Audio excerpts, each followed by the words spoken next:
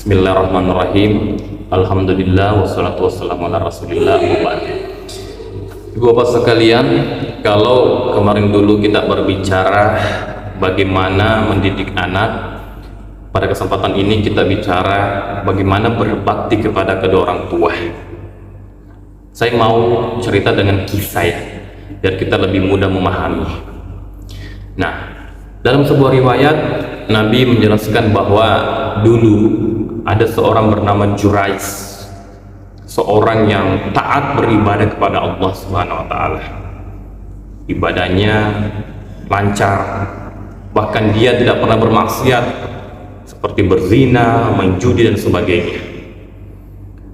Begitu kesehariannya diisi dengan ibadah-ibadah kepada Allah. Nah, namun suatu ketika Jurais ini lagi sholat, datang ibunya memanggil. Sholat dalam kamarnya, datang ibunya memanggil Jurais. Ya Jurais. Kemudian Jurais pun mendengar. Dia dalam hatinya berpikir, dalam hatinya bertanya, apakah saya jawab panggilan ibu atau saya tetap melanjutkan sholat? Akhirnya Jurais memilih untuk melanjutkan sholat. Kemudian dipanggil lagi kedua kalinya, ya Jurais. Jurais pun tetap sama, tidak menjawab salam dan tidak menjawab panggilan ibunya, dan tetap melanjutkan sholatnya. Dipanggil lagi ketiga kalinya, ya Jurais. Tetap sama lagi, Jurais tetap melanjutkan sholatnya dan mengabaikan panggilan ibunya.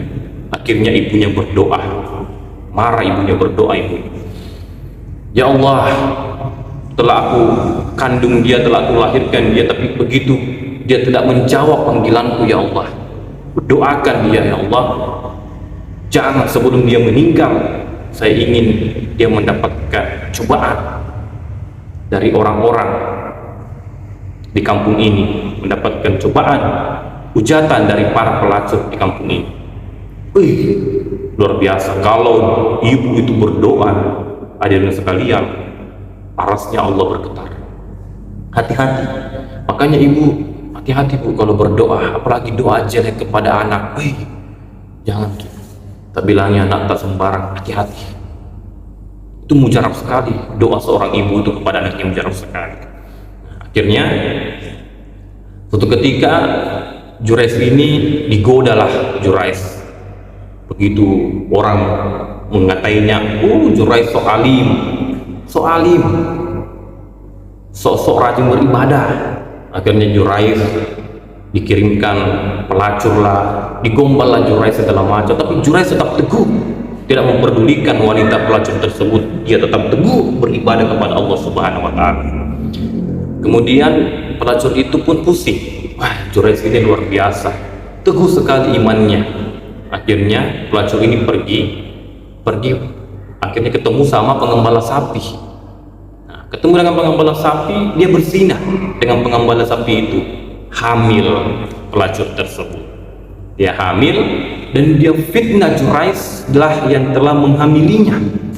Dia keliling kampung ceramah di mana-mana, wah Jurais kurang ajar, Jurais sok alim, dia sosok alim, ternyata dia telah menghamili saya. Ceramah di mana-mana, hingga akhirnya orang-orang kampung itu pun mengincar Jurais, memukuli Jurais, melempari Jurais. Luka Jurais berdarah, copot giginya dan segala macam.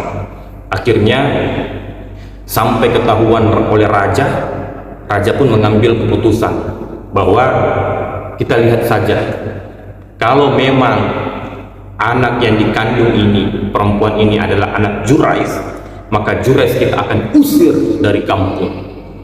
Tapi kalau tidak, maka kita tidak akan mengusir Jurais.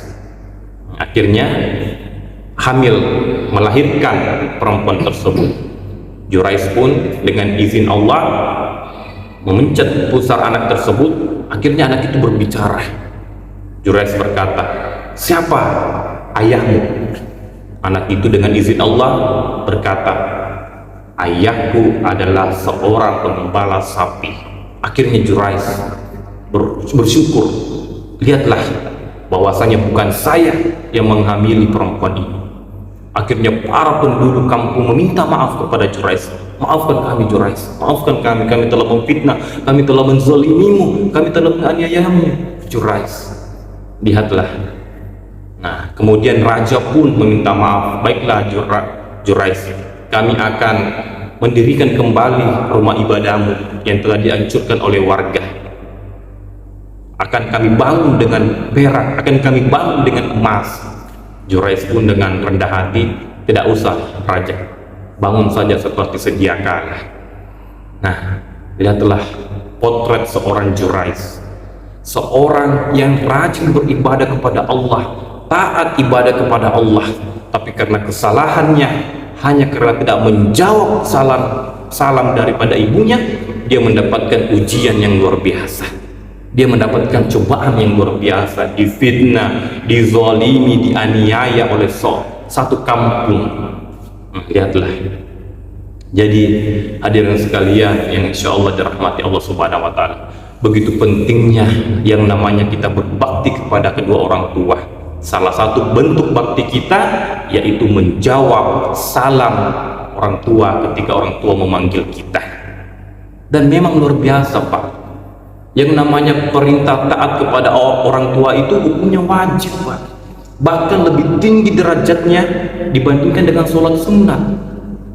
Jadi lebih penting kita taat kepada orang tua dibandingkan sholat sunnah itu sendiri. Bahkan perintah untuk taat kepada orang tua ini itu menjadi perintah serangkai dalam Al-Quran. Tahukah ibu bapak sekalian perintah serangkai dalam Al-Quran itu apa? Ada 3 perintah serangkai dalam Al-Quran, ada 3. Yang pertama, atiullah wa atiur rasul, taatlah kepada Allah dan taatlah kepada Rasulnya. Jadi biar kita taat kepada Allah, tapi kalau kita tidak taat kepada Rasul, tidak sempurna ketaatan kita. Kemudian perintah serangkai kedua, aqimus sholat wa atuz zakah, dirikan sholat, tunaikan zakat. Jadi biar orang sholat tapi dia tidak mengeluarkan zakat, maka sholatnya tidak diterima.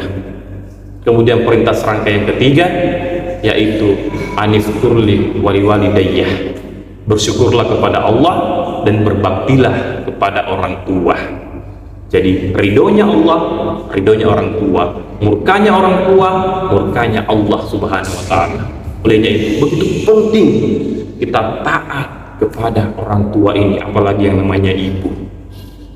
Nah, terbukti tadi seperti Jurais, hanya gara-gara tidak menjawab salam dia mendapatkan cobaan yang luar biasa. Nah, sekarang pertanyaannya, lalu bagaimana Ustaz kalau kita dipanggil oleh ibu, misalnya ketika lagi sholat dipanggil oleh ibu, apa yang kita jawab? Nah, ini untuk ikhwan, kalau kita sementara sholat lalu dipanggil oleh ibu, oleh orang tua, maka kita menjawab takbir Pak, takbir Allahu Akbar. Kita sementara sholat datang memanggil, misalnya saya dipanggil, iya, jawab Allahu Akbar, jawab Allahu Akbar. Tapi kita kasih tahu dulu orang tua kita, misal Bu, tabe, Bu, maaf, besok-besok kalau saya lagi sholat, ibu memanggil saya terus saya katakan Allahu Akbar, itu artinya saya sedang sholat ibu, itu artinya saya sedang sholat Pak, seperti itu. Nah, terus kalau perempuan bagaimana?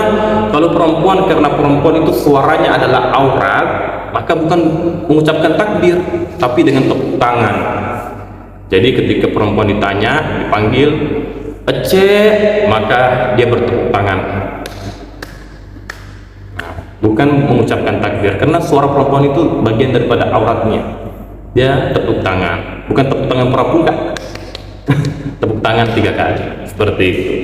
Jadi inilah ibu bapak sekalian, bahwasanya pentingnya kita berbakti kepada kedua orang tua. Kalau misalnya kita sekarang ini mengalami kesulitan hidup, mungkin hidup kita susah, merasa kita buka bisnis kita gagal, kita jualan kita tidak laku, kemudian kita masih hidupnya susah, kontrak-kontrak rumah dan sebagainya, yuk cek dalam diri kita.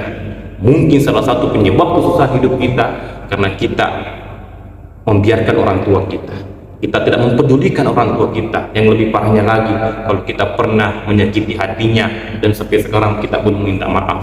Olehnya itu cek bagaimana kondisi sekarang. kondisi kita sekarang dengan kedua orang tua. Semoga tetap terjalin dengan baik dan kita bisa mendapatkan ridho dan berkah dari Allah Subhanahu wa taala. Barakallahu fikum. Wassalamualaikum warahmatullahi wabarakatuh.